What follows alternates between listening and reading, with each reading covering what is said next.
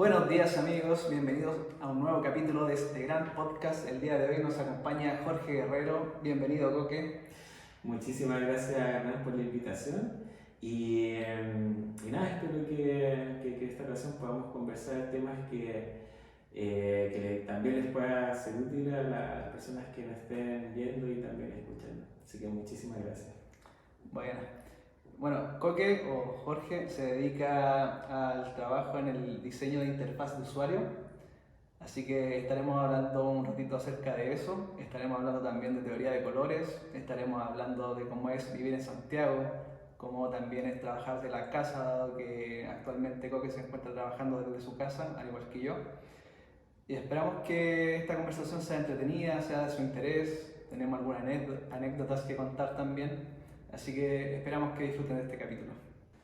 Bueno, Coque, ¿nos podrías contar a qué se dedica normalmente una persona que trabaja en experiencia de usuario o en interfaz de usuario?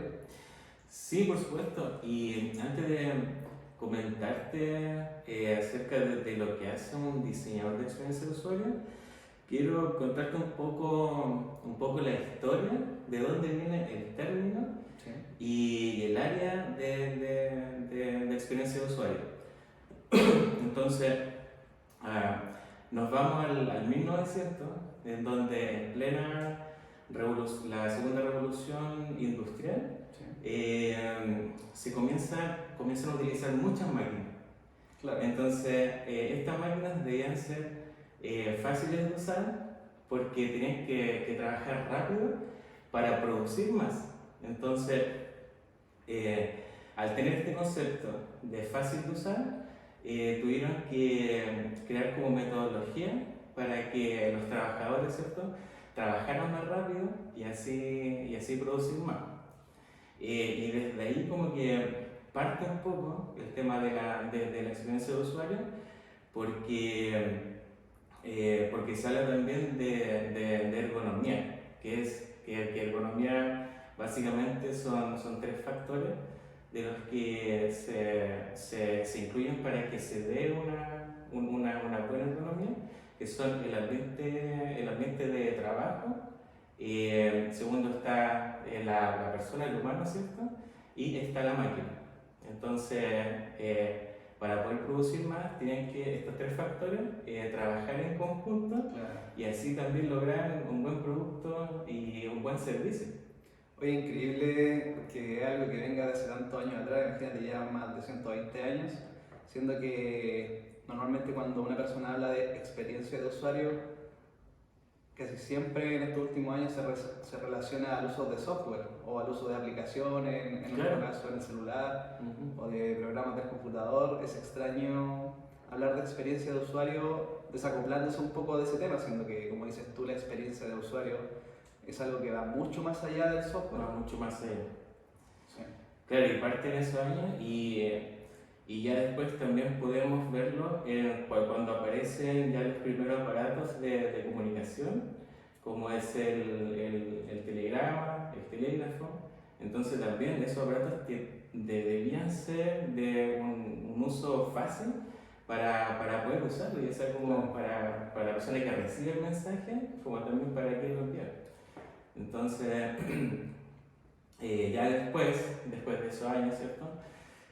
Se empieza a aparecer como otros términos, como diseño centrado en las personas o diseño centrado en el usuario.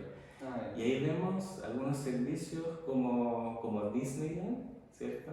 En 1955 creo que se creó, y ahí los creadores fueron pioneros en ver la experiencia del usuario como servicio, porque imagínate Disneyland. Yo nunca he ido, pero sí tengo amigos conocidos que se han ido y han comentado que es una experiencia de otro mundo y es otro nivel. Imagínate que te puedes encontrar con los personajes, bueno, que en nuestra generación vimos Aladino, Sí. Mulan, El Rey León. Imagínate encontrarte con esos personajes en la vida real y que la experiencia sea similar a lo que nosotros vimos en pantalla, en una película, en VHS. Entonces ahí ahí se explora el diseño centrado en las personas y una experiencia de servicio como a otro nivel. Sí. Bueno, yo nunca he ido a Disney tampoco, pero por lo que se ve en videos o lo que muestran en la televisión, desde el momento en que tú llegas, ya como que ves un palacio gigante, Sí, hay increíble. muchas personas con corpóreos, disfrazados, no sé, de Mickey, que es lo más típico, de Minnie, de Goofy, como Tribilín, como le decíamos nosotros Claro. cuando éramos niños, Pato Donald, etc. Hay muchas princesas también, y se nota que las personas que dirigen esta institución están muy enfocadas en satisfacer como esa necesidad que tiene el usuario de ir a ese lugar y sentirse como en un mundo mágico, que es un lugar Exacto. que no van a encontrar en cualquier parte. Se nota que hay mucho esfuerzo y mucho énfasis en eso. Claro, y fácilmente son días que una persona, una familia, una pareja pueden permanecer y claro, puede pasar, no sé, como una semana y tampoco como que no dimensiona cuánto es el tiempo que uno puede estar ahí para lograr como esa experiencia completa, porque creo que es súper grande y entonces imagínate ahí se hablaba como de experiencia de servicio y ya después, en 1970 aproximadamente, vemos el tema de las computadoras, ¿cierto? Y hay una empresa de Silicon Valley, en 1970, que se llama Xerox PARC. PARC por Palo Alto Research Center. Entonces, esta empresa, ellos inventaron la primera interfaz gráfica de usuario. Imagina, en 1970, claro, incluso tenían un mouse.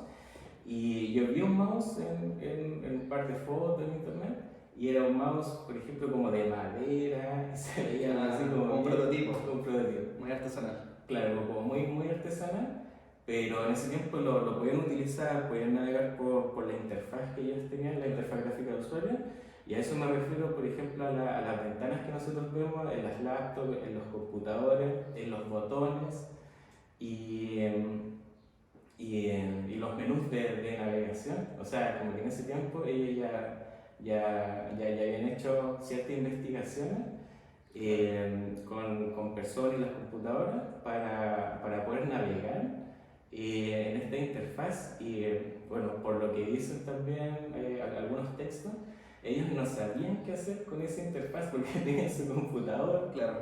y no sabían cómo hacerla funcionar de una manera que todas las personas pudiesen entender, y entonces es ahí cuando Apple trabaja con ellos. Entonces ahí Steve Jobs, como que, o la gente que trabajaba con él también, vio la utilidad de la interfaz de usuario más el mouse. Y imagínate en ese tiempo, de alguna forma un poco remoto, y siendo visionarios, como inventar algo que no saben para qué lo van a poder utilizar. Sí, exactamente. No es como hoy en día que casi todo lo que tenemos está creado, es muy difícil de innovar. En ese tiempo el espacio para innovación era mucho más grande que ahora. Claro. Imagínate, antes las computadoras ahí, para que la gente que quizás no la alcanzó a conocer, eran solamente algo que se llama una consola negra con letras grises o consolas azules con letras blancas, donde lo único que tú podías hacer era escribir y esperar una respuesta del computador, después volver a escribir una línea de comando que se le llama, Exacto. y después recibir de nuevo el feedback del computador, y no era más que eso. Entonces las primeras interfaces de usuario, me imagino que tiene que haber mucho diseño por detrás, muchas horas de reuniones en las cuales quizás los expertos en experiencia de usuario se juntaban para determinar de qué manera interactuar con esa interfaz, y a algún genio se le tiene que haber ocurrido la idea de implementar un botón, que Exacto. es lo mismo que se veía en las máquinas, que se usaban con botones, pasarlo a una interfaz computacional. Y mencionaste Silicon Valley. Así es, Silicon Valley.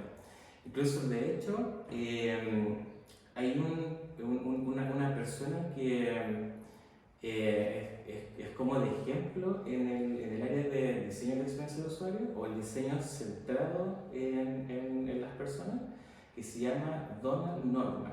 Y esta persona, también trabajando en Apple, en Silicon Valley, esta persona empezó como a acuñar el término diseño de experiencia de usuario, y, que en inglés vendría siendo User Experience Design.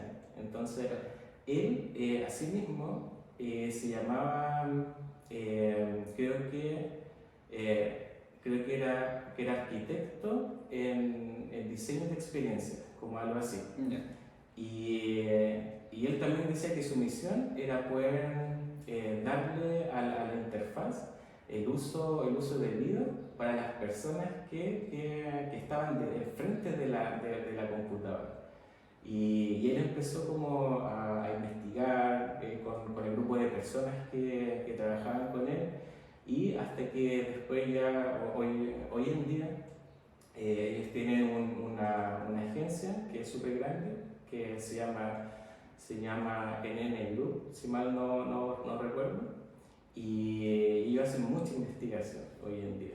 La gente después ya apareció en internet, y estamos hablando de sitios web, y la experiencia de usuario ya también iba hacia los sitios web para poder investigar cómo se podía crear estos sitios web que pudieran satisfacer las necesidades de las personas para poder navegar bien, que no se pierdan en la interfaz, y poder experimentar como todo esto en cuanto a la investigación de usuario, al diseño de esta interfaz, ¿cierto? Y lo otro, poder testear esta interfaz para estar seguros de que efectivamente es lo que los usuarios quieren o les conviene. Me imagino que todo ese proceso tiene que haber sido en parte súper divertido, estar diseñando todas esas interfaces, pero a la vez también tiene que haber sido muy frustrante todos los intentos que tuvieron que hacer para que funcionara, por ejemplo, el primer botón, Claro. para que reaccionara a la interacción con el usuario y que hiciera lo que tenía que hacer, como dices tú también, muchas horas de testing después de desarrollar quizá una interfaz un poco más compleja. Y interesante que todo esto haya nacido en Silicon Valley, que es un lugar hoy en día como tan prestigioso, que es también como responsable de manejar un sector de la economía tan grande en Estados Unidos. Sí. Para la gente que no está viendo y no tiene idea de qué es el Silicon Valley es un sector que está muy cerca de San Francisco, en California, Estados Unidos, que actualmente es como un edificio. ¿Has visto las fotos? Que son como un edificio redondo, gigantesco, y ahí se encuentran alojadas las principales empresas de tecnología a nivel mundial. De hecho, ahí está Apple, como dices tú, está Facebook, está también Amazon. Bueno, y sabemos que con Facebook está WhatsApp e Instagram también, que ahora se llama Meta. Esa empresa. Google. Está Google, que como todos sabemos es uno de los gigantes del internet, no sé qué haríamos sin Google. Y todas estas empresas, no solo Amazon, me parece que no está ahí. Amazon me parece que no. Pero todas estas empresas gigantes, importantes, tienen sus ingenieros trabajando ahí, personas como el Coque que trabajan en experiencia de usuario también. Y de hecho es como el sueño de gran parte de las personas que trabajan en tecnología, alguna vez trabajar en el Silicon Valley. Microsoft también está ahí. Y hay como un poquito de cultura general. Estas empresas que mencioné, Google, Microsoft y también Amazon, que no está particularmente ahí, pero son empresas que no solo se dedican a lo que nosotros vemos normalmente en televisión. Por ejemplo, Amazon no solamente tiene series y venta de productos, Google no solamente tiene buscador web, y Microsoft no tiene solamente Windows, sino que tiene también algo que se llama Cloud Computing, que es como tecnología en la nube, que también se le llama de esa manera, y es el fuerte principal, la fuente principal de ingresos de esas tres empresas. De hecho, Google trabaja con una tecnología que nosotros trabajamos mucho, que se llama GCP. Amazon tiene Amazon Web Services, y Microsoft tiene Azure, que es como quizá la más débil de las tres, dado que Amazon y Google tienen como el liderazgo en lo que es cloud computing, y tienen la pelea ahí día a día viendo con cuál de las dos la gente prefiere trabajar. Y de hecho en la empresa en la que trabajamos actualmente usamos ambas, usamos Claro. GCP y usamos Amazon Web Services. Claro, y ese es un muy buen punto porque finalmente las aplicaciones quedan alojadas en estos servicios. Y las aplicaciones me refiero ya sea como aplicaciones móviles, a sitios web también. Y ellos proveen una tecnología de alto nivel, siempre están innovando. Y sí, son empresas que ya llevan muchos años en el mercado y el tema de la investigación que ellos hacen a nivel de mercado ya yo creo que debe ser de otro mundo y de otro nivel Claro. para poder gestionar todo eso. ¿Te acuerdas que hace un tiempo estuvo abajo Amazon Web Services? Sí, sí. Y se cayó la mitad del internet prácticamente, Sí. estuvo abajo. Fueron hartas horas en las cuales la mitad de las páginas que tú ingresabas estaban sin conexión y nosotros quizás como personas naturales no lo vemos, pero nosotros a diarios usamos esos servicios de Amazon y de Google sin tener idea, y cuando estos servicios no están disponibles, están divididos en zonas geográficas, esos data centers que se le llaman, y cuando uno no está abajo queda una región completa sin acceso a lo que está alojado en esos servicios. ¿Te acuerdas también que el año pasado estuvo como 6 o 7 horas todos los servicios de Facebook abajo? Sí, creo que WhatsApp también. WhatsApp, Instagram y Facebook. De Facebook. Estuvo abajo. Bueno, ahí fue por un error ya más de la empresa como tal. Alguien borró las bases de datos. No fue un error tan relacionado a lo que es cloud computing, pero cuando un data center falla por alguna razón, es un impacto muy parecido. Queda como mucha gente sin acceso a distintos servicios, porque prácticamente es un servidor que está en algún lugar, y si ese servidor está apagado, no tiene acceso a él. No tiene acceso Creo que hace un par de años también, creo que Gmail tuvo problemas, Google, como que no se podía ingresar bien al mail, había errores, pero claro, se cae uno de esos servicios y la gente, claro, hay empresas que pagan por estar, o sea, que son servicios pagados de hecho. Sí.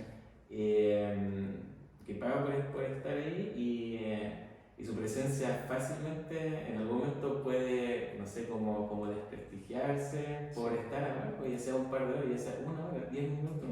De hecho, ellos prometen normalmente un 99,9% de disponibilidad. Entonces, eso es como unos minutos al día que puede que no esté disponible, o segundos.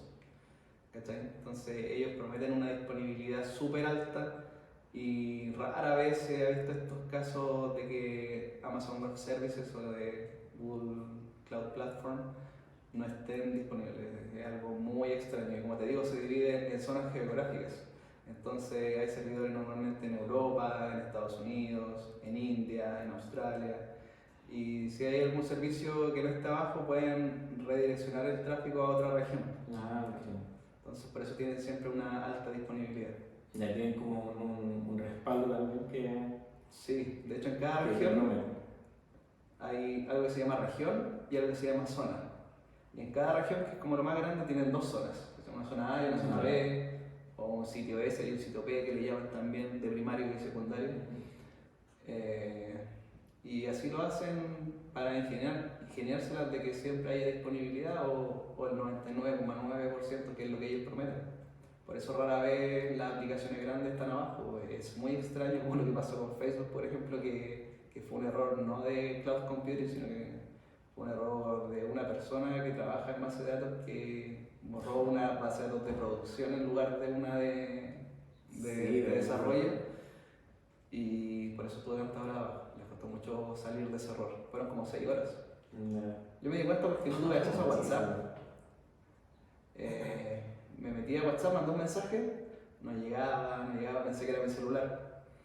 Y me di cuenta que Facebook tampoco al ratito. Y después Instagram tampoco. Y dije, ya, bueno, si las tres empresas son las tres de Meta, algo pasó en Meta. Claro. Porque Probé otras aplicaciones y sí me estaban funcionando bien. Probé también metiéndome al navegador a Safari directamente y hice una búsqueda y estaba funcionando bien. Era solo los servicios de Facebook que estaban bajos. Y fue harto rato, sí, estuvimos sin WhatsApp ese día como 6 horas y fue el año pasado. Sí, yo me acuerdo que desde ahí como que empezaron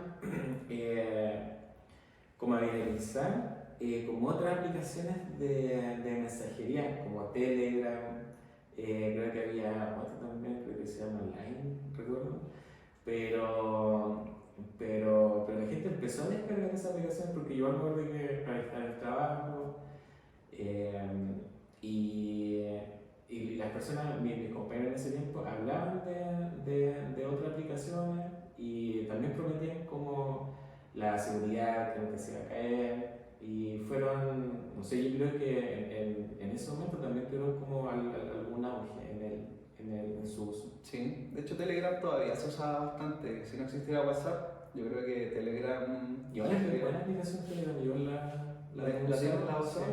Yo nunca la he También usado. puedes crear stickers. Debe ser bastante similar. Sí. Creo que tiene algunas funcionalidades extra que WhatsApp no tiene. Pero nunca he tenido la necesidad de instalarla como WhatsApp la lleva. Es como lo que le pasó Sí. a Google Plus. ¿Te acuerdas de esa red social que sacó Google?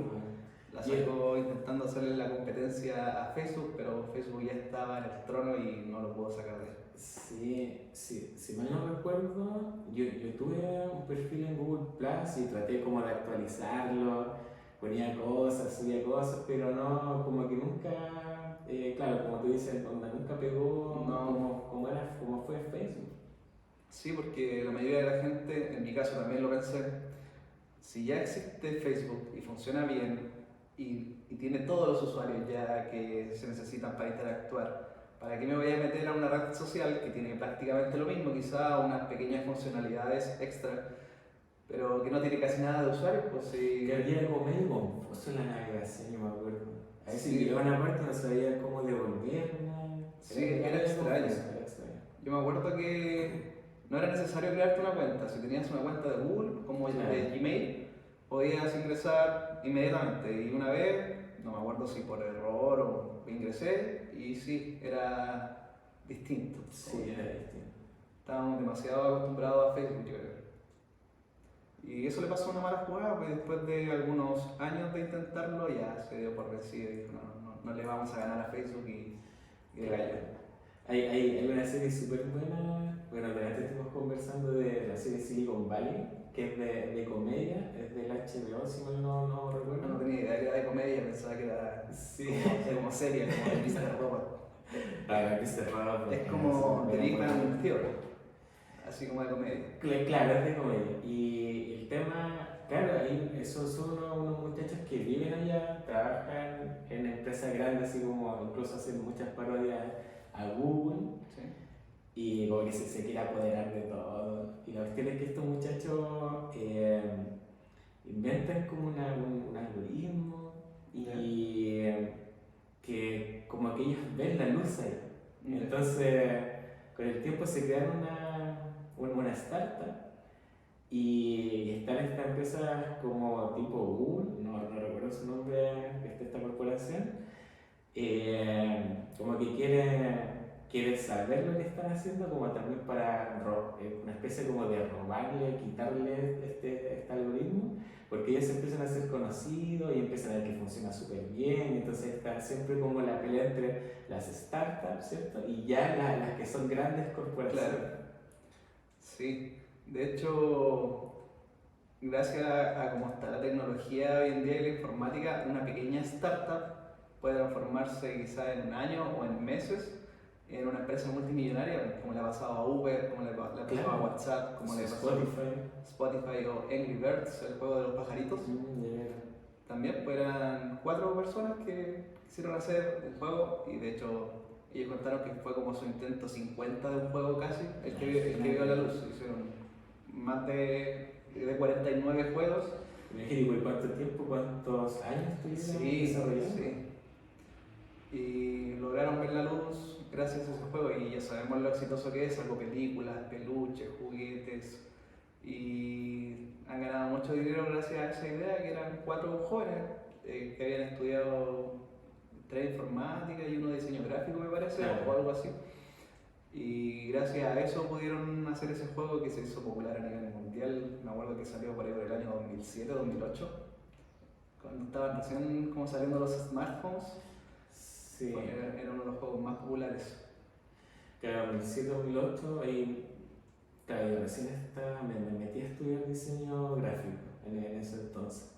Sí, igual Sí. tenemos casi la misma edad. Claro. Entré el 2007 a estudiar ingeniería civil en computación Ah, también.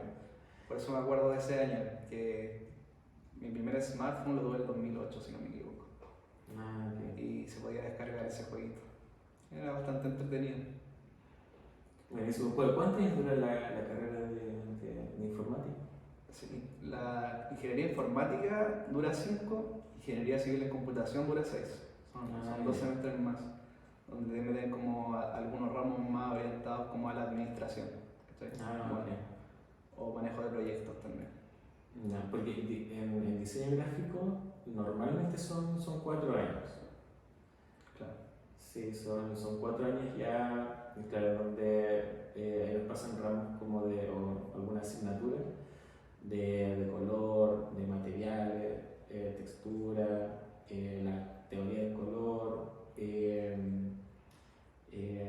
temas de diseño de identidad visual, porque claro, también soy diseñador gráfico de profesión, de carrera. Claro. Y bueno, ahora actualmente la experiencia de usuario se enfoca mucho en lo que son las plataformas digitales. Y cuando hablo de plataformas digitales, ya sea un sitio web, una aplicación, y dentro de todo este espectro Sí, espectro. este espectro de lo que es la experiencia de usuario, hay distintas disciplinas. Una de ellas es la investigación de usuario, que es la que se dedica a investigar hacia dónde va dirigido el servicio, y se investigan tipos de cualidades de los grupos de usuarios. Esto es más para saber como sus necesidades, sus dolores, las cosas que más les molestan, las cosas que más les gustan. Hablamos de cualidades, por ejemplo, si son personas como ya que si son personas, por ejemplo, como que son introvertidas, son más extrovertidas,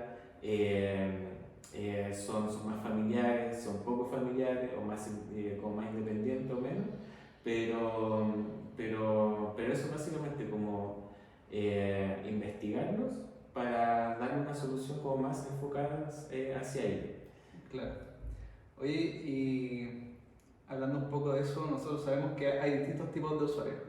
Normalmente cuando interactuamos con este tipo de aplicaciones lo hacemos utilizando la vista, o a lo más un poco el oído.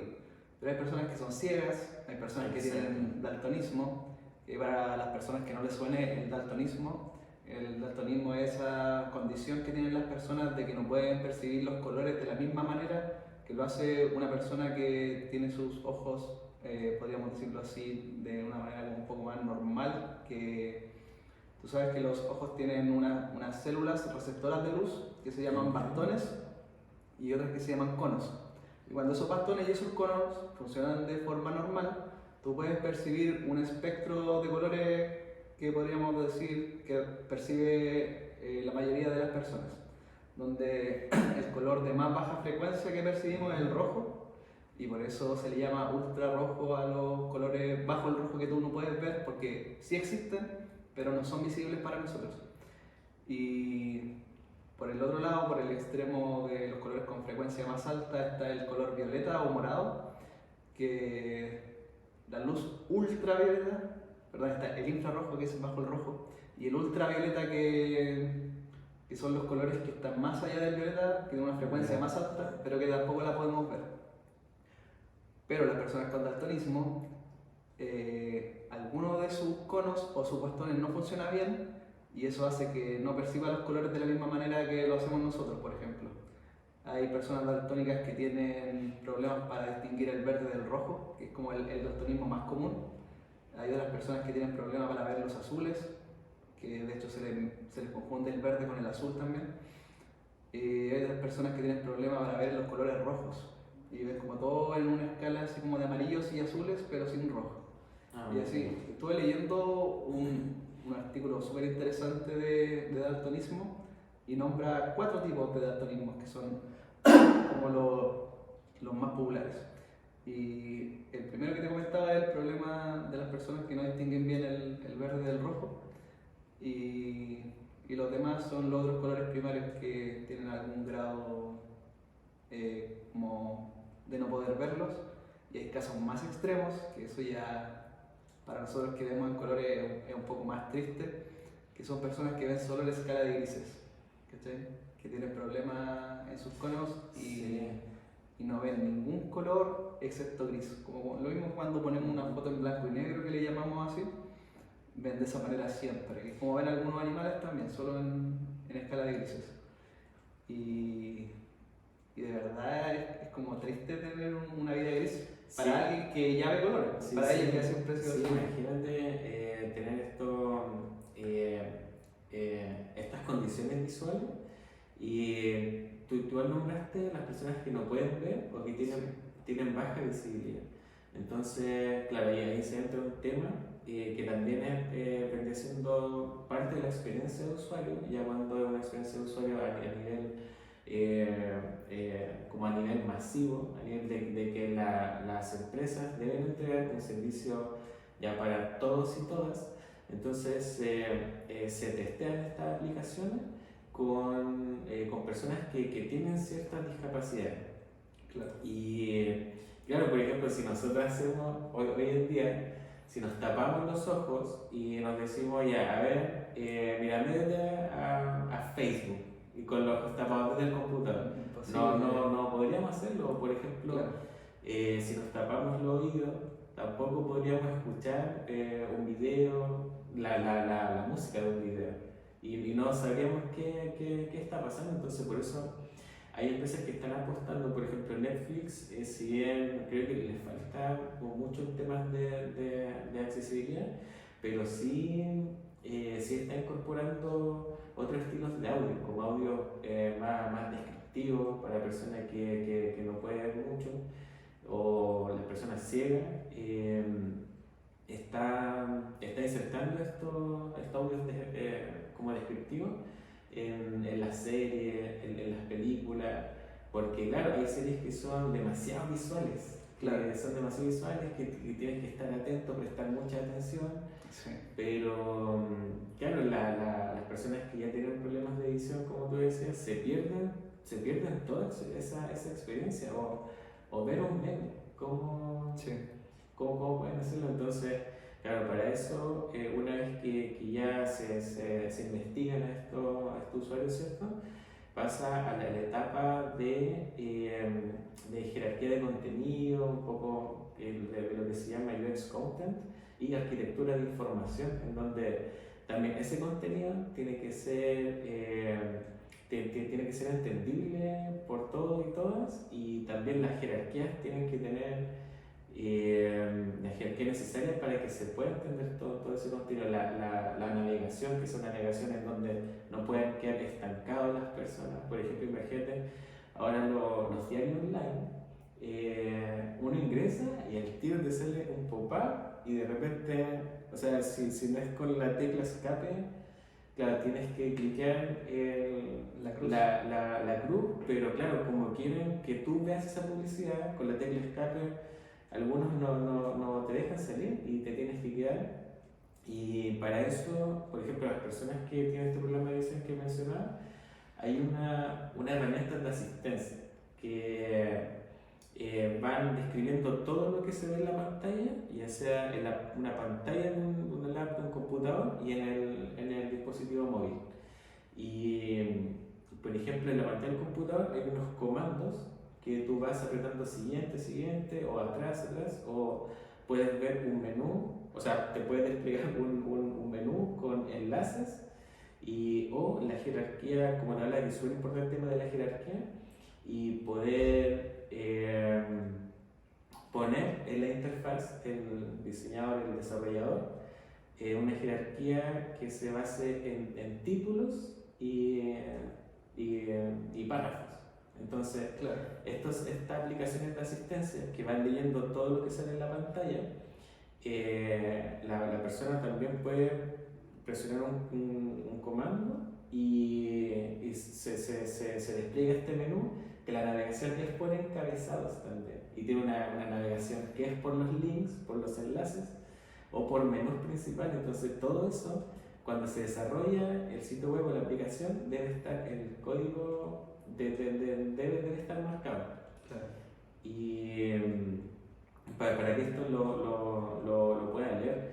Entonces, ya después cuando se crea este contenido, se jerarquiza todas las pantallas, se crea la navegación, después pasa a la disciplina del diseño de interfaz. Y es ahí donde, claro, donde la interfaz también debe contener una estructura simple, una navegación que se pueda ver. Oye, y para la gente que tú le mencionas la palabra interfaz y se le viene a la cabeza quizás un cable o se le viene a la cabeza algún dispositivo, ¿podría explicarle a la gente qué es para nosotros como personas que trabajamos en el área informática o en el área de aplicaciones, qué es una interfaz? Sí, buen punto, porque claro, la interfaz se puede, bueno, una interfaz, acá básicamente son los elementos que uno ve en la pantalla, ya sea un dispositivo móvil o una laptop, un computador, y vendrían siendo como las ventanas, los botones, el menú de navegación. Claro. Los links. Entonces todos esos elementos conforman una interfaz gráfica de usuario. Exactamente, porque si tú buscas una definición de interfaz en el diccionario, te va a aparecer algo muy genérico, algo como zona de comunicación entre dos dispositivos o entre un dispositivo y una persona. Y en este caso se le llama así porque es la comunicación que una persona tiene con el computador, que es interactuando mediante el uso de esta interfaz gráfica. Exacto. Sí, por eso tiene el nombre de interfaz. Yo cuando primera vez lo escuché una interfaz, y yo había estudiado electricidad cuando estaba en la enseñanza media, y para mí una interfaz era un cable que te conectaba al computador con un dispositivo, un PLC, que se le llama controlador lógico programable, ¿cachai? Que en español las siglas son PLC. Y para mí eso era una interfaz. Y yo cuando entré a computación y me dijeron la interfaz, ¿qué interfaz? Decía, claro, es fácilmente confundible porque también existen estas interfaces de audio que, claro, permiten la comunicación entre la conexión de un instrumento hacia el computador, que básicamente es una tarjeta de sonido, pero se llama interfaz también. Claro. Y está bien, porque claro, es un término bastante genérico que al final es algo que te permite comunicar dos cosas. Así es. Y bueno, y todo esto dentro de la experiencia de usuario se debe testear, se debe probar con personas, y ojalá estas pruebas, claro, la cantidad de personas, que sea bien diverso, eso ayuda mucho. Cuando tu producto es masivo, se supone que los productos están hechos como para todos y todas en general. Entonces, y eso también es bueno para el negocio y la empresa en general.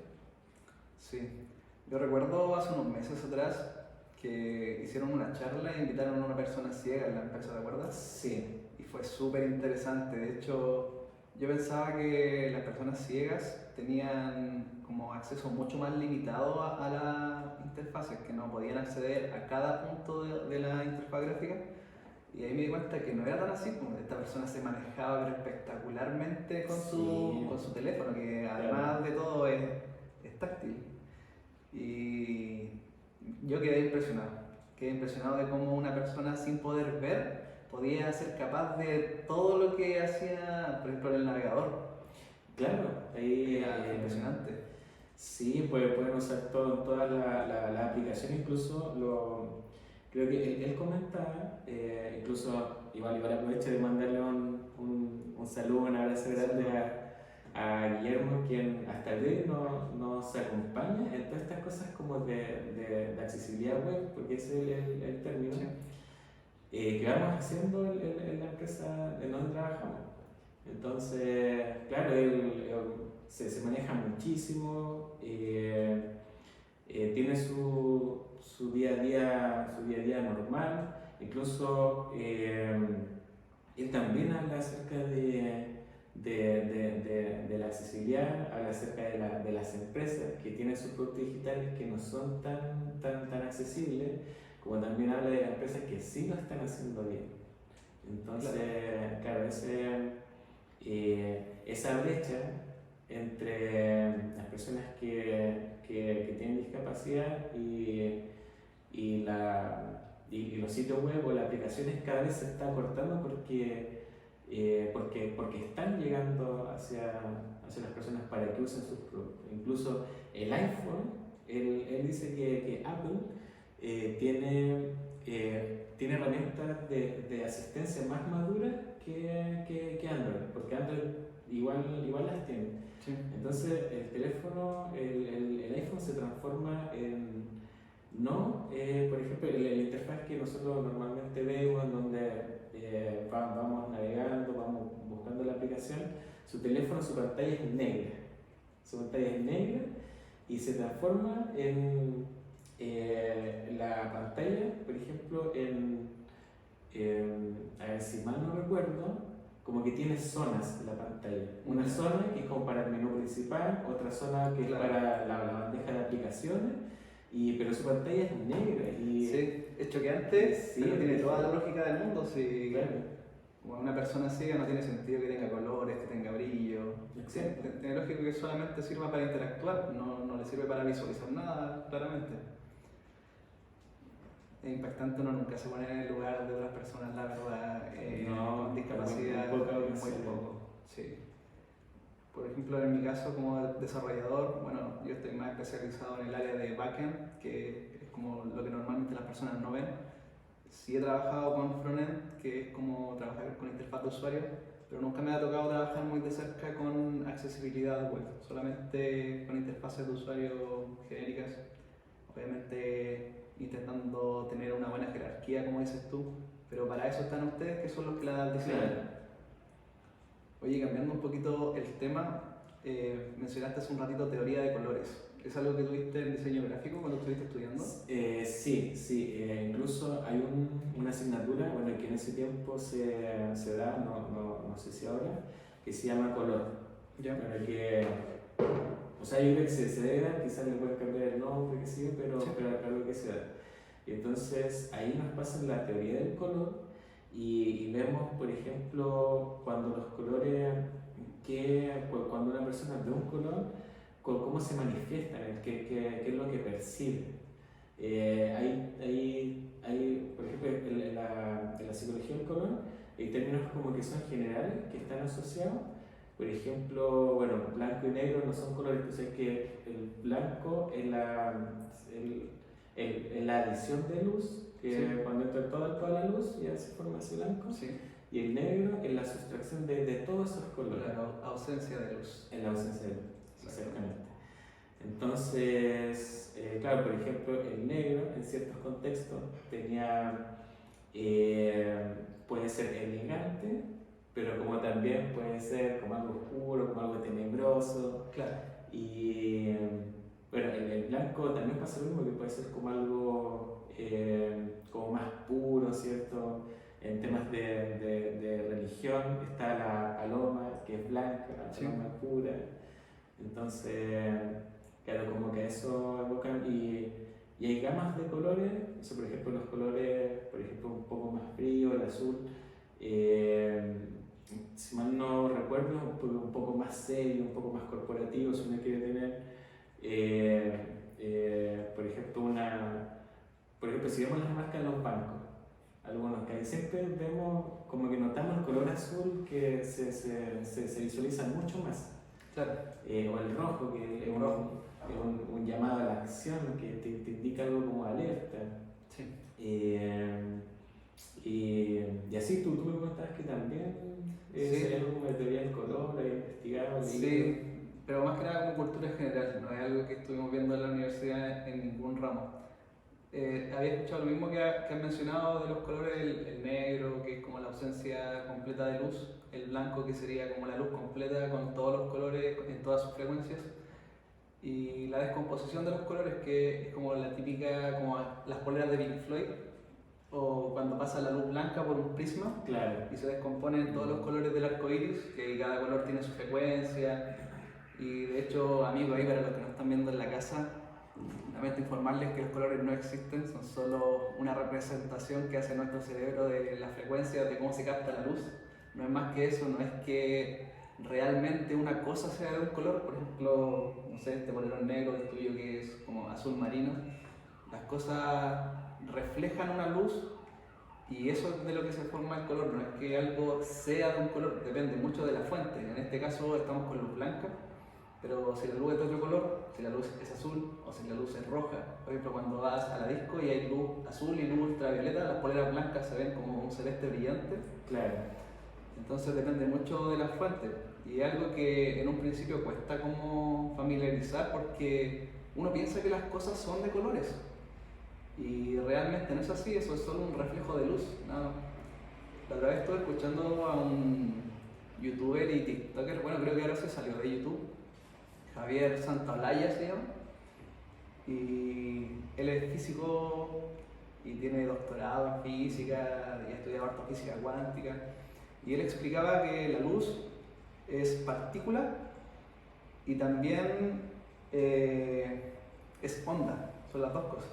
Por eso tú puedes representar la luz como frecuencia. Y si tú cambias la frecuencia, van cambiando los colores. Y de hecho tú puedes mezclar luces y se van mezclando colores. Y como en las televisores que usan el formato RGB, que es el típico rojo, verde y azul, de hecho de ahí viene RGB, de red, green y blue.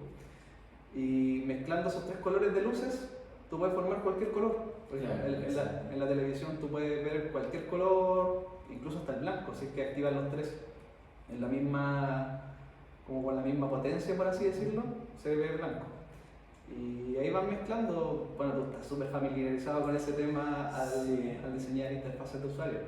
Claro, hay algo de psicología del color ahí también, como te hablaba en cuanto a las marcas. Y también como en la representación digital está el RGB, en la representación análoga está el CM y K. Sí. Ese que sería el cian, magenta, amarillo y negro, sí. que las siglas son en inglés. Entonces, esos colores en una imprenta, claro, esos colores también representan, pues, con esos cuatro colores pueden formar muchísimos colores más. Sí, son como los colores primarios reales que le llaman. Exacto. Que cuando nosotros estamos en enseñanza básica o primaria, nos enseñan a mezclar colores y nos enseñan cuáles son los colores primarios, que sería como lo típico que es el azul, el rojo, el verde y el amarillo. Ah, sí. Sí, el verde es secundario. El amarillo con el azul, ¿no? El amarillo es secundario. Esos son los típicos. Este lo cortamos. Un diseñador que no sabe de colores. Y bueno, si tú mezclas el amarillo con el rojo, te sale naranjo. Y si mezclas el azul con el rojo, te sale violeta o morado. Y si tú mezclas los tres colores, te sale café. Y ahí si tú vas jugando con distintas tonalidades, si le echas un poquito de blanco, te puede salir un rosado, un amarillo pálido, un celeste. Si le echas un poquito de negro, no pasarte porque si no se vuelve todo negro o gris. También vas formando tonos más oscuros. Y ahí con esos tres colores primarios, con témperas por ejemplo, tú vas jugando y te van saliendo distintos colores. Y después de muchos estudios se dieron cuenta que esos no eran los colores primarios reales, que sí son una buena representación, pero que no puede lograr todos los colores del espectro visual. Y los verdaderos son los que dices tú, son el cian, que sería como un celeste o calipso, algo así, el magenta, claro, que es como un rosado un poco más intenso, como un fucsia, y se me escapa el amarillo. El amarillo sí, el amarillo era el único que estaba bien de los colores primarios básicos.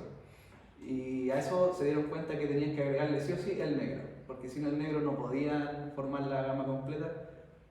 Y el blanco no lo incorporan porque el blanco es como la base, que sería en este caso cuando tú imprimes La superficie, la puede ser superficie. como el papel. Exactamente, las hojas blancas. Pero sí, es súper interesante, estoy leyendo el tema porque, bueno, cuando salgo por ahí de vez en cuando uno tiene como unas conversaciones un poco más profundas y salen estos temas que a veces la gente tiene dudas, de que no sabe qué significa el color. Por ejemplo, también hace un tiempo atrás, no me acuerdo de dónde lo escuché, pero hay mucha gente que piensa que el sol es amarillo, ¿cachai? Y no saben que en realidad el sol es blanco, por eso nos da luz blanca, y que al pasar por la atmósfera se empieza a refractar la luz y se va descomponiendo en distintos colores que normalmente a ciertas horas del día se ve naranjo, en el atardecer y en el amanecer, por ejemplo, y cuando está un poco más arriba se ve amarillo, y cuando se ve más blanco es cuando son cerca de las 12 del día. Buen dato, tampoco tenía idea sobre como toda esa información acerca del sol y su color. Sí. Y bueno, ahí un poco más técnico ya, es por el nitrógeno que está en la atmósfera que va cambiando de color y por eso se ve tan naranjo cuando está en el ocaso, porque como que refleja las partículas de nitrógeno en un ángulo diferente. ¿Viste? Y eso se refracta en naranjo finalmente. No, es súper interesante. Y bueno, en la noche no se ve así, en la noche es negro, por la ausencia de luz. Claro. Y así con la teoría del color, y bueno, recuerdo cuando estudié diseño, bueno, nosotros siempre los diseñadores teníamos que andar con estos papeles, ¿cierto? Con lápices, incluso con acuarela, con pintura, tinta china. Y a ver, te voy a contar una anécdota que creo que me acuerdo de eso. Este es el podcast de las anécdotas. El tema es que nosotros usamos en esos tiempos, yo creo que ahora igual, papeles de tamaño mercurio. Por ejemplo, el tamaño mercurio, para que se pueda entender, el diario mercurio, Sí. una hoja completa es un tamaño mercurio. Igual es grande, sería Claro. como uno de los más grandes, ¿no? El mercurio. Claro, tamaño mercurio. Entonces, creo que nosotros usamos un cuarto de mercurio. Y teníamos un estuche que era rectangular y grande, donde poníamos de todo. Algunos estuches eran de cartón, otros estuches eran de algunos plásticos. Yo tenía uno de los estuches plásticos y no estaba acostumbrado a salir con el estuche porque ya me enfrento a una carrera en donde debo quedar muchos papeles, lápices, qué sé yo, y no estaba acostumbrado. Entonces, yo me acuerdo que no sé si la tercera semana, ya yo iba súper bien con el estuche y todo, pero como que ya la mochila, el estuche, como medio incómodo. Y me acuerdo que siempre cuando me sentaba en las micros, iba al lado de la ventana, lo dejaba para ir al lado de la ventana. Ah, ya. ¿Y era un Entonces, estuche de qué tamaño más o menos? Un estuche, no sé, como de ancho, no sé, como unos 60 centímetros. Ah, súper grande. Claro. O puede ser unos 45, 50 por ejemplo. Y de alto, de unos 30 centímetros. Más o menos. Era gigante. Era gigante. Y la cuestión es que lo dejaba al lado de la ventana, decía. Y un día me bajé de la micro, antes de en Concepción, me bajé de la micro y voy caminando con la mochila normal y digo, me falta algo. Me siento vacío. Claro, dije, me falta algo. Y dije, el estuche. Y la micro ya había salido, ya partió la micro y me fui corriendo al paradero. Y ni siquiera sé por qué fui para allá, porque la micro ya se había ido. Así como un mínimo de esperanza. Y fui corriendo y todo, y no, ya no caché. ¿Nunca pudiste recuperar ese No, estuche? no, nunca lo puedo recuperar. Y bueno, la persona que lo vio, ojalá le haya servido de algo. Yo en ese tiempo como que no dibujaba tan bien. Hasta el día de hoy no dibujo bien. Qué bueno que no te dedicas al dibujo. Y así que eso, o sea, fue una de las cosas que me pasó allá estudiando diseño. Con tu anécdota, me acordaste de algo que me pasó hace poco. Bueno, en la empresa en la que nosotros trabajamos con el Coque está en Santiago y vivimos acá en Curicó. Y constantemente, cuando estuve trabajando de manera más permanente en Santiago, antes de empezar a trabajar desde la casa, viajaba casi todos los jueves de vuelta a Curicó y el viernes trabajaba desde la casa. Me pasó un jueves, no me acuerdo por qué razón, pero viajé con mochila y con bolso. No me acuerdo si era un bolso o una maleta pequeña, un bolso me parece. Y yo siempre viajaba con mochila, solo con mochila.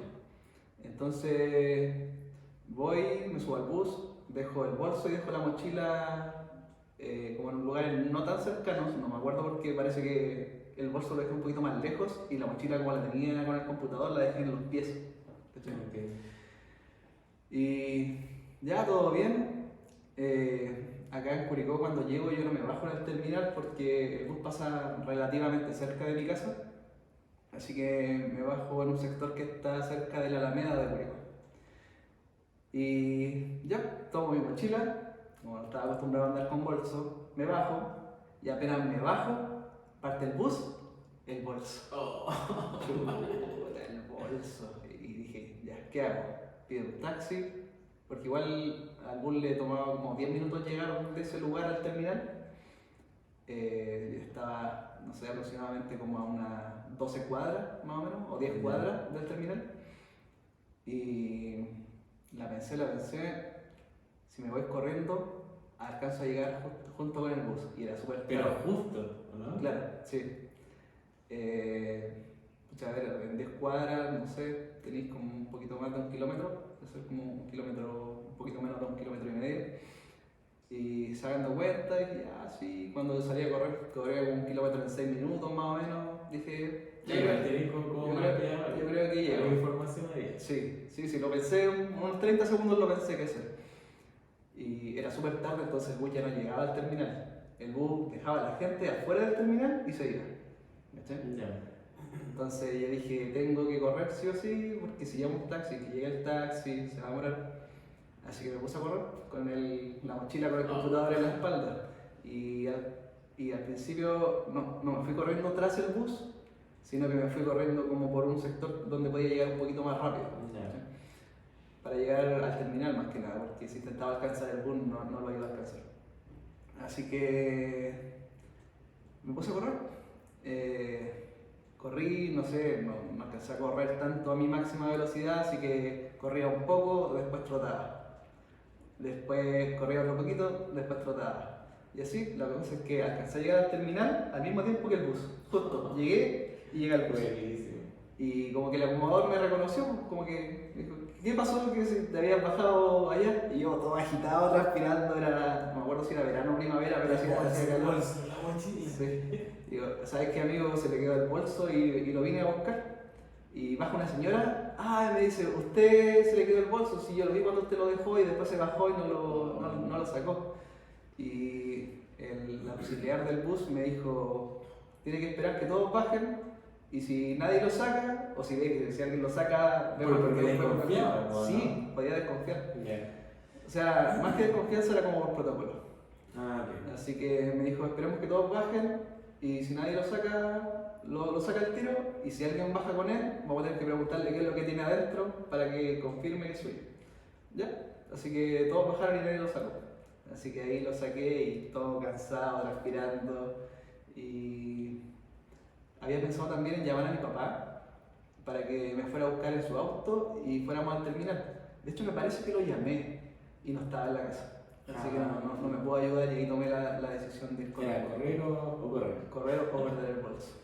Y al final el bolso tampoco tenía cosas muy importantes, si mal no recuerdo tenía ropa más que nada, no era más que eso, pero igual la sensación de perder el bolso... Sí, es que algo tuyo, yo me acuerdo Sí. que esa vez que perdí esa maleta,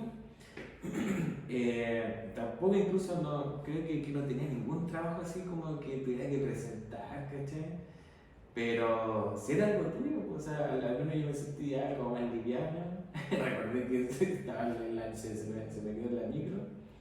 Y al final dije, ya filo, si eran lápices, ¿cachai? Se pueden comprar. Claro, yo alumno estudiando diseño gráfico, se compra con muchos materiales, lápices también, papeles.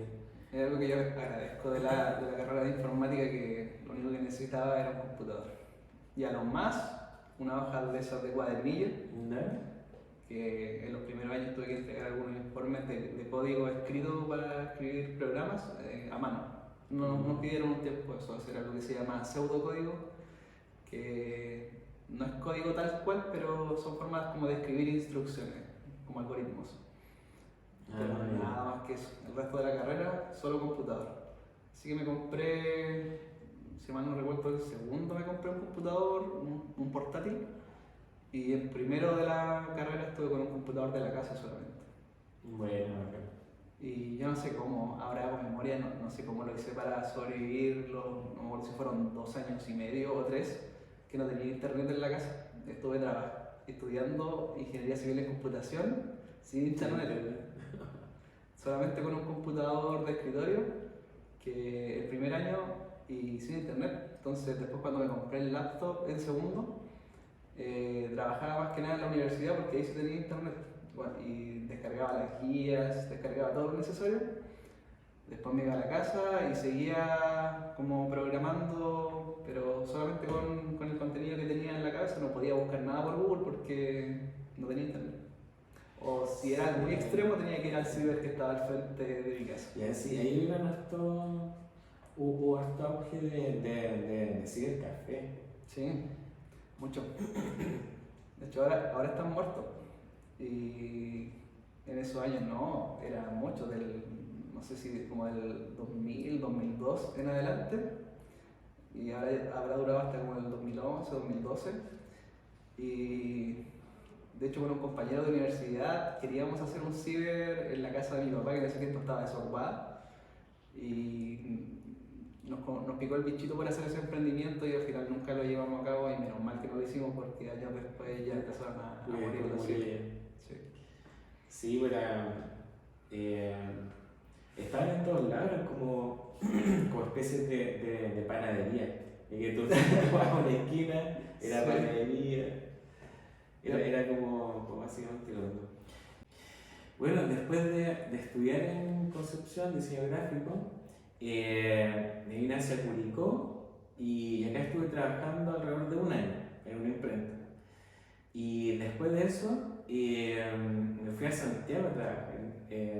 Acá, de hecho, dejé mi trabajo de la imprenta porque ya quería enfocarme en lo que más me gustaba, que era todo el entorno a los sitios web, aplicaciones y todo el mundo digital. Entonces empecé a postular hasta que finalmente me llamaron a entrevistas, fui a distintas entrevistas.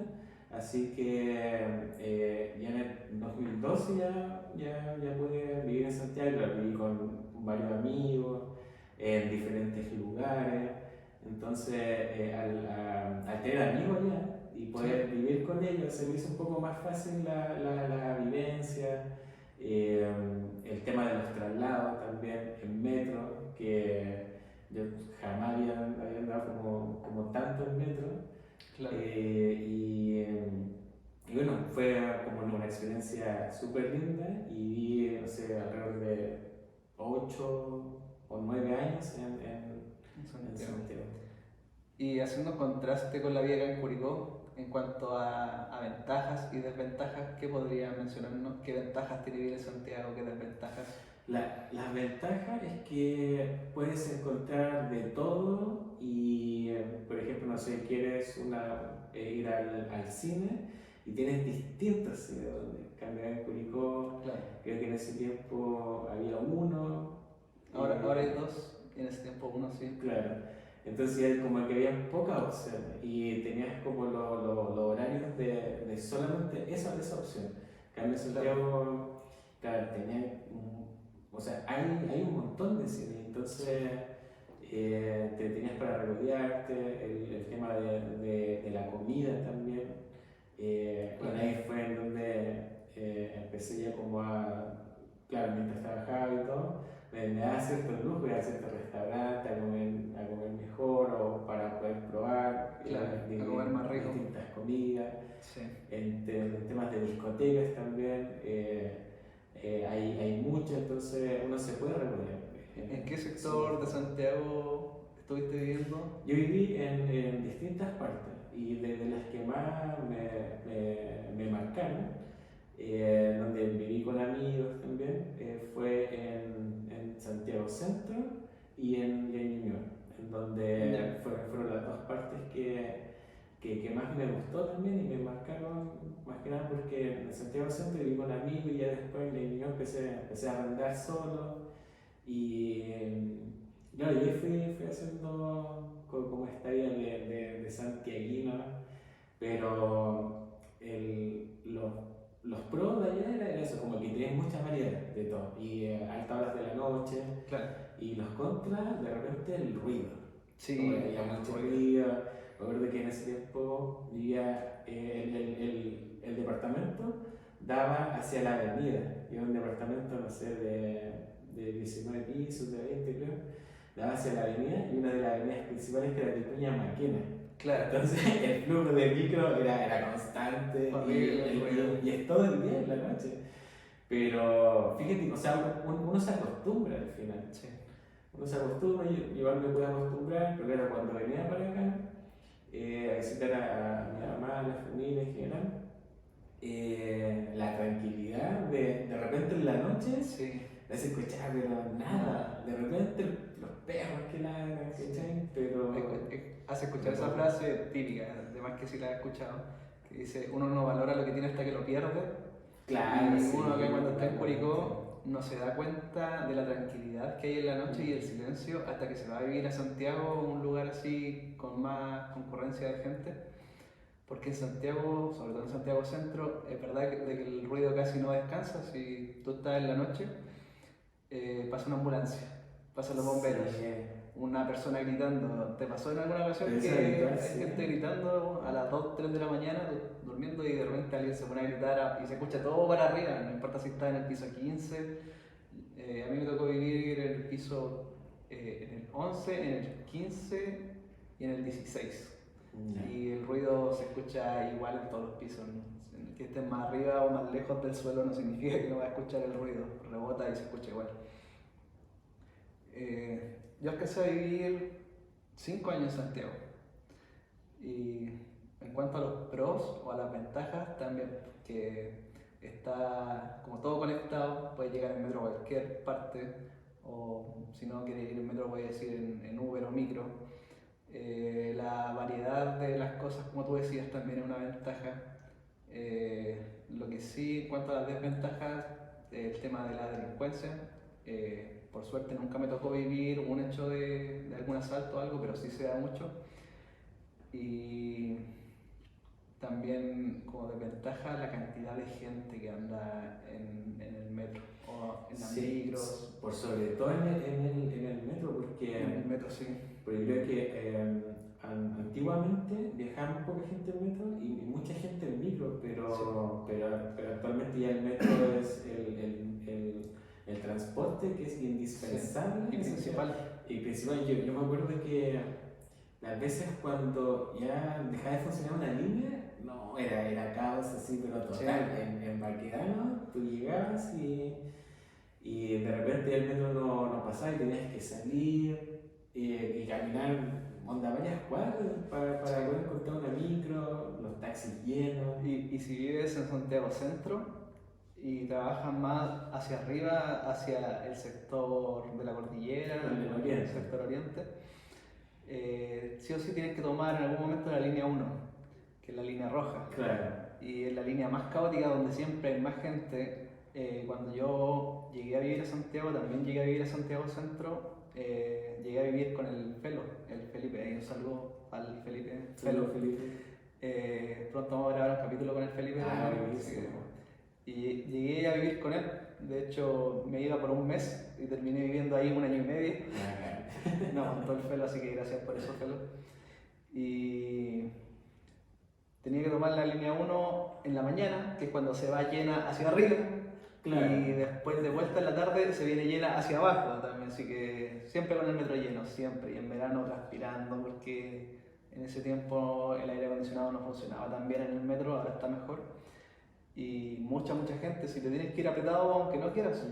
Y te puedes ir sentado igual, pero normalmente soy una persona mayor y hay que, como por moral, Hay darle que el darle el asiento sí o asiento, sí, sí. no puedes quedarte Si no, ya sentado. el prefiero como que me puedo acostumbrarme para me y Sí, listo, y chao. lo bueno es que no es tanto lo que uno anda normalmente si es que vive cerca. Yo andaba 20 minutos o 15 minutos en ese tiempo. Y después de que viví con el Felo, se me dio la oportunidad de vivir en un departamento en Las Condes, que me fui para allá más que nada porque era cerca del trabajo. En ese tiempo trabajábamos en la Torre Titanio y que también está en Las Condes. Entonces ahí me podía ir caminando, me demoraba media hora y también un tiempo me fui en bicicleta y me demoraba 10 minutos. Sí, es el otro, el transporte en bicicleta. Mm. eh, de igual manera, para las distancias que no son tan largas, ya sea como 5 kilómetros, 4 kilómetros, como que tú puedes andar bien en bicicleta. Sí. Hay buena conectividad también con las ciclovías. Hay lugares también que tú puedes andar en bicicleta para poder llegar a tu destino y poder guardar la bicicleta. Si bien no es como, bueno, ahora la cultura del ciclismo ya está bastante avanzada y siempre va como en progreso, pero yo me acuerdo que también ahí anduve en bicicleta, me iba hacia mi trabajo desde Ñuñoa a Las Condes, que era por las tranqueras, y ahí, claro, hay varios kilómetros, y me acuerdo que me iba súper bien. O sea, iba en subida, sí, en subida, pero ya después, claro, Sí. por ahí después la vuelta, ya cuando es más agotador, cuando uno quiere ya salir del trabajo nomás, como que se hace un poco más relajado. Sí, de hecho, cuando uno se va caminando, no se nota tanto la diferencia. Yo cuando viví en Las Condes, era muy cerca y yo pensaba que estaba el lugar como a la misma altura, más o menos, y no era así. Cuando me fui en bicicleta en la mañana, me fui en bajada y todo bien, fresquito, pedaleaba como súper fácil, llegué en 10 minutos súper bien. Y se me ocurrió irme de vuelta en bicicleta también. Fue horrible. Me demoré como casi el doble.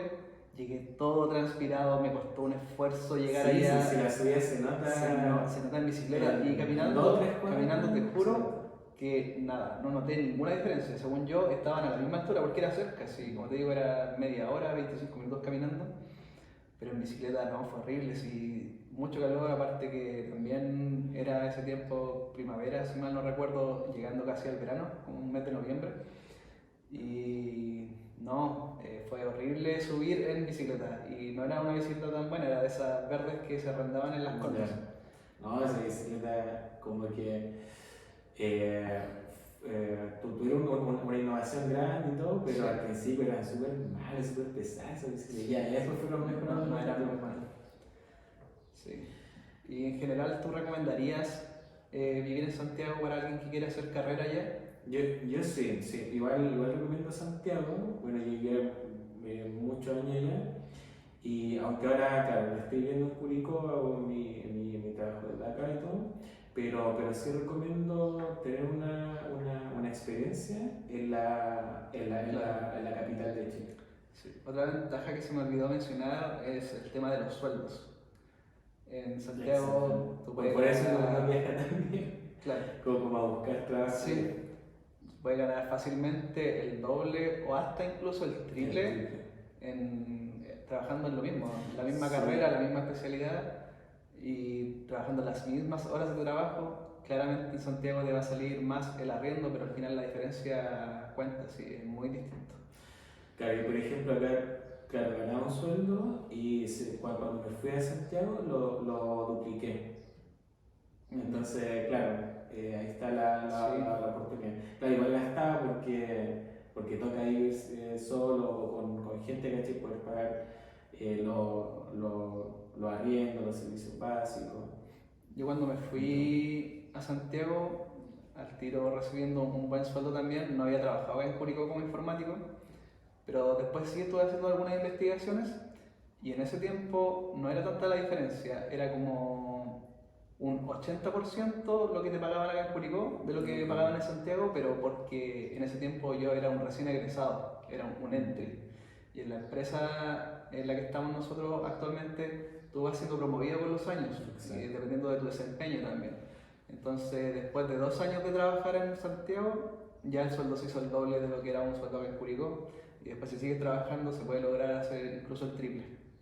Entonces yo también recomiendo esa experiencia si hay alguien trabajando en Curicó o en regiones y no está satisfecho con el sueldo que está recibiendo en comparación a todos los años que uno estudió, se merece trabajar con un sueldo digno. Es buena esa alternativa, adquieres experiencia y si llega a una buena empresa existe la posibilidad que después puedas trabajar desde la casa. De hecho, el Coque y yo actualmente trabajamos para una empresa que nos permite trabajar desde la casa, por lo mismo estamos en Curicó. Y hablando de ese tema, ¿podrías mencionarnos qué ventajas te ha traído trabajar desde la casa y qué desventajas también? Sí, bueno, desde la pandemia, y ocurrió en el 2020, al segundo semestre del 2020, ya decidí moverme para acá, yendo, no sé, de vez en cuando a Santiago también, visitando a los compañeros o las actividades que se hacen en la empresa. Las ventajas de trabajar de forma remota son múltiples, pero hay que tener en cuenta que es un proceso también como de costumbre, Sí. porque primero hay que tener una instalación buena y una instalación cómoda, Sí. como de acuerdo a los estándares que uno tiene en la empresa también. Exactamente. Y lo otro es que de repente uno tiene un poco más de libertad en el sentido de que, claro, no están tus padres a los lados, la jefatura tampoco, tus compañeros, tus colegas están en otros lados. De repente hay mucha más distracción que diría yo. Claro.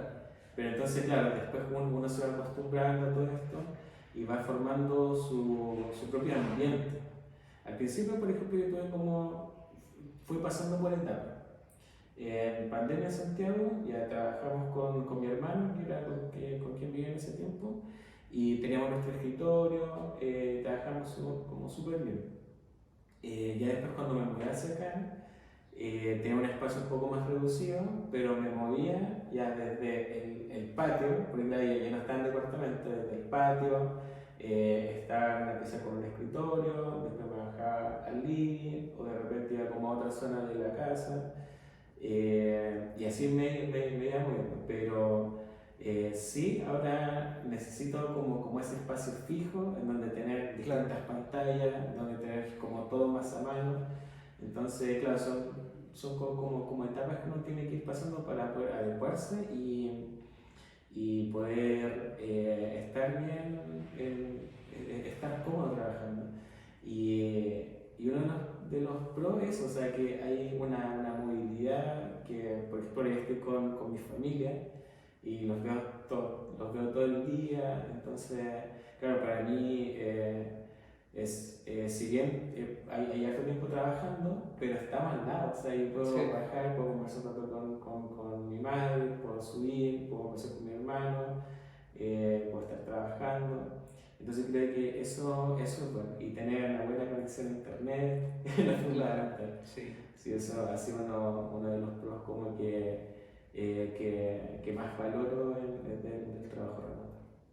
Bueno, ¿y algún contra? ¿Algo que encuentres que haya disminuido tu calidad de vida por trabajar de la casa quizás? De repente muchas distracciones. Muchas distracciones. Al comienzo, claro. Ya. En mi caso, trabajando de la casa, normalmente como ventajas es el tema de no tener que movilizarme hacia el trabajo, obviamente. Entonces eso te ahorra algunas horas que tú puedes dedicarle a lo que tú quieras. De hecho, si no te gusta mucho levantarte temprano y entrar a trabajar a las 9, por ejemplo, puedes levantarte un poco antes. Bueno, en mi caso voy a dejar a mi hija al colegio, así que quedo desocupado como a las 8:15 más o menos, así que tomo un desayuno tranquilamente, después de eso me pongo a trabajar. Y otra ventaja también que veo de trabajar de la casa que puedes como establecer un lugar de trabajo mucho más cómodo y a tu pinta. En mi caso, sufro un poco de la espalda al estar muchas horas sentado, así que me compré un escritorio que se levanta y se baja automáticamente. Entonces, normalmente parto el día trabajando de pie. El escritorio me queda como a la altura de los codos, entonces ahí tengo el teclado, tengo el mouse y el escritorio sube completo con las pantallas y todo, y el computador. Entonces trabajo hartas horas de pie y no solo por el tema de la espalda, sino que también por un tema de salud en general, porque es mucho más favorable estar de pie que estar sentado. Y de hecho también quema mucho más calorías de pie que sentado, entonces podéis comer un poquito más. Sí. Y como desventaja, sí o sí disminuye considerablemente la interacción con otras personas. Entonces cuando uno va a la oficina, comparte, desarrolla más fácil amistades, pueden salir a comer juntos con compañeros de trabajo, o después de la pega también pasar a algún lugar a comer o a beber algo. Y quizá otra desventaja que también se puede dar al trabajar de la casa es la comunicación con el equipo en temas de trabajo también, que a veces tiene que ser por llamada o por videollamada o, como tú sabes, en nuestro caso usamos harto el chat, cosa que ya podría hacerse presencial y sería mucho más sencillo, o para tener esas reuniones que a veces uno tiene con pizarra para hacer diagramas y explicar ciertos flujos, se hace un poco más difícil al estar desde la casa. Pero en general yo aprecio más las ventajas que tiene y por lo mismo sigo trabajando de la casa. Para mí se me hace más cómodo y aparte que nuestro trabajo está en Santiago y nuestra familia está en Curicó. Exacto. Entonces uno claramente prefiere estar con la familia. Y eso en general, si alguien tiene la posibilidad de trabajar desde la casa en alguna ocasión, que lo intente. Si bien la interacción con otras personas se reduce, cosa que si tú eres una persona como demasiado sociable o te gusta mucho la interacción con personas, puede que te deprima un poco trabajar todo el día solo y en el mismo lugar en el que vives también. Pero al menos trabajar por un tiempo de esa manera te puede ayudar a aprender cosas nuevas, a aprender a controlar mejor tu tiempo, porque como tú dices, tienes más libertad de hacer como las cosas que tú quieras sin tantas restricciones, siempre y cuando entregues el trabajo que te comprometiste a entregar. Entonces te va a ayudar también a trabajar sin la necesidad de tener presión de otras personas que te estén mirando o que estén ahí como picaneándote, como se dice acá en Curicó. Y no, eso es lo que quería comentar de mi parte. ¿Quieres comentar algo más tú? Buenísimo. Sí, o sea que también valoro el tema de las ventajas, porque claro, uno está más cerca de la familia y eso, por ejemplo, en mi caso, que ya salí de Curicó, o sea, a los 17 años aproximadamente, a estudiar a Concepción, después volver de nuevo después de 4 años, igual viajaba en ese tiempo, los veranos los pasaba acá, pero no de forma regular. Después vivir en Santiago varios años y después, o sea, volver, claro, un reencuentro como que es lindo y aparte que ya tengo el espacio de trabajo que quiero. Claro, eso es lo ideal. Igual de a poquito fui invirtiendo, me compré primero un escritorio, después una buena silla, después un buen teclado, un mouse, una pantalla grande de 28 pulgadas para tener harto espacio para visualizar, un soporte también para tener esa pantalla y al otro lado el computador con su pantalla igual. Y lo último que compré fue este escritorio que te menciono yo de altura ajustable, sí. La verdad es que es bastante caro, no es para nada barato, pero vale la pena. Vale la pena la inversión porque yo agradezco mucho poder trabajar de pie cuando yo quiera. Si me aburro de estar sentado, me paro, subo el escritorio y listo, exactamente. Es una súper buena inversión, la verdad. No me arrepiento para nada de haberlo comprado. Lo compré ya hace como 8 meses, más o menos. No sé, harto tiempo. Sí, no, y andaba súper bien. De hecho, antes de comprarlo, pedí recomendaciones de gente que ya lo tenía. Y me dijo que sí, que le mejoró harto totalmente recomendable. Bueno, queridos amigos, eso ha sido todo por el capítulo de hoy. Muchas gracias, Coque, por estar acá y aceptar esta invitación. Muchísimas gracias a ti, te digo nuevamente por invitarme y poder conversar todos estos temas tan interesantes y que ojalá que a las personas que me estén escuchando les sean útiles, les sean de ayuda. Exactamente. Y como cada capítulo, los invito a suscribirse a mi canal de YouTube y también a darle me gusta a la página de Facebook. Así que, nada, yo creo que fue una conversación súper interesante y de verdad esperamos que la disfruten. Así que muchas gracias por escucharnos.